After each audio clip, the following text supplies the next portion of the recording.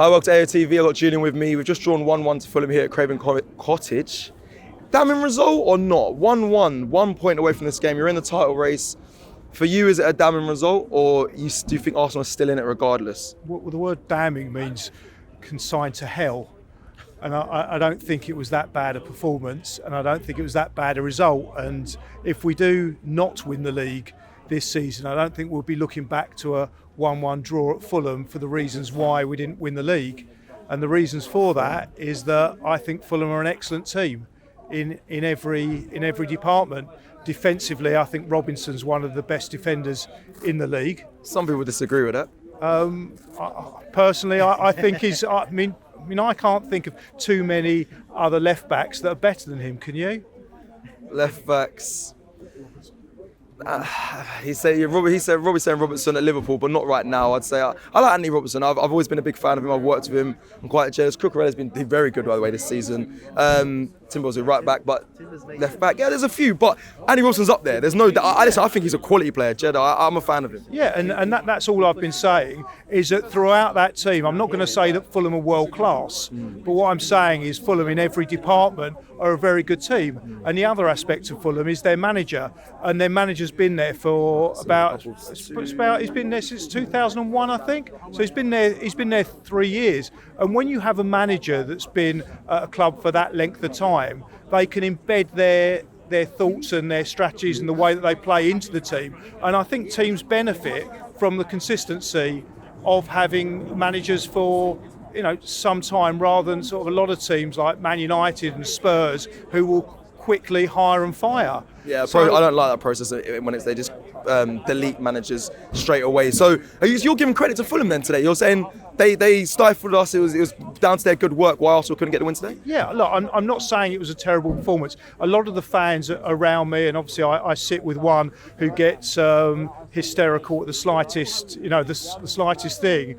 And he wasn't the only one, especially in that first half, getting hysterical today. He wasn't the only one. I was all the fans around. What are they getting hysterical at? Was it the fact that, I think Kiwior lost his man? Was it the fact that Arsenal weren't playing that they should be considering a title race? What was everyone getting so annoyed about or irate about? Well, you'd have to ask why they get hysterical, but they get hysterical pretty instantly if you don't get exactly what you want. And you weren't getting exactly what you want from that game because Fulham were playing well. The other thing about the Fulham goal is you can blame Kiwior for that goal.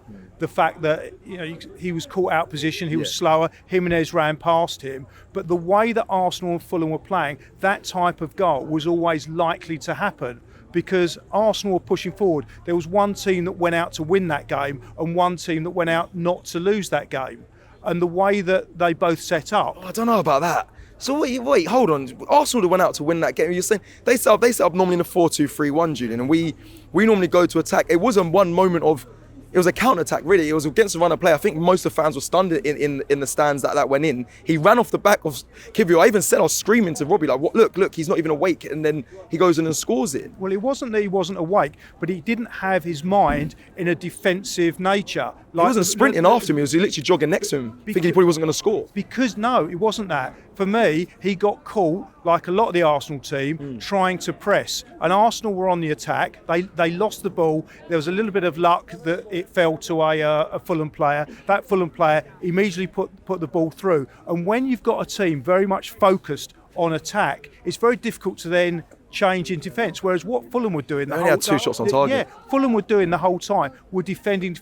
So when people are criticising Arsenal didn't break them down, the reason being is because they had so many players back, which is fair. I'm not saying so they're focusing on defending then. Yes, they focused on defending, and Arsenal didn't defend well in that moment because Arsenal was still in attack mode, and Arsenal in attack mode most of the time. Fulham were in defence mode, and that's why the game played out how it did. It sounds like you're talking like FIFA here, because I'll be honest, defenders are supposed to defend. Like that's their job. Yeah, so defenders are supposed to defend, but a lot of Arsenal defenders attack, and that's why I think some of our, a lot of our Arsenal defenders score goals. Okay, I mean, who scored the goal today? Was it a defender? William Saliba. Yeah. I don't know if that. Yeah, I don't know if that's strengthens your argument or weakens it. I don't know. Well, last time I checked, he was a defender attacking. Therefore, Arsenal were in attack mode. But when he's at the back, Jude, I don't think he's thinking I need to go and score right now. He's thinking I need to defend. Yeah, but they weren't at the back. They're at the front. That's why they're attacking. This is crazy. All right, let me speak about our attackers then, because you're right. We're speaking about defenders scoring.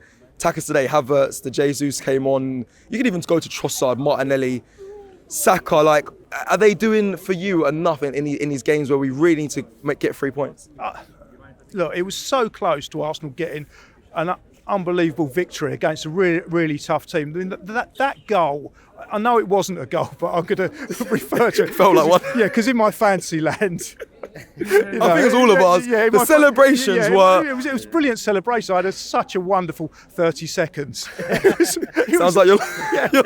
Yeah, it was a great 30 seconds. Unfortunately, VAR is that, it's almost like you get that call from like you someone you love saying, we've got to talk. You kind of know what's coming.